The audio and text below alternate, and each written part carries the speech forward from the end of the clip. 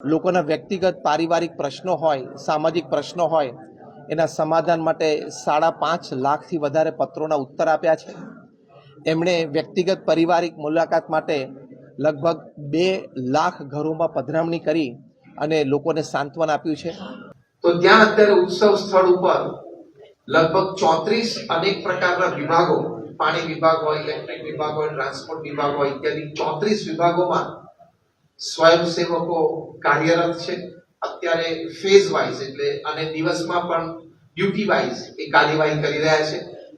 પણ કુલ મળીને આ 34 વિભાગમાં અત્યારના દિવસો અને મુખ્ય મહોત્સવનો દિવસ એમ થઈને લગભગ 14,000 સ્વયંસેવકો નાના મોટા ભાઈ બાઈ તમામ એ સેવાઓ આપી રહ્યા છે અને આપવાના છે।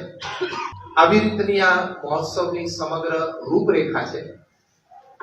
સભા કાર્યક્રમ જે થવાનો છે એની થીમ એ અત્યારે આપણે એટલા માટે જાહેરાત નથી કરતા કે તમારી માટે પણ આનંદ અને આશ્ચર્યની થોડીક વાત તો રાખવી પડે।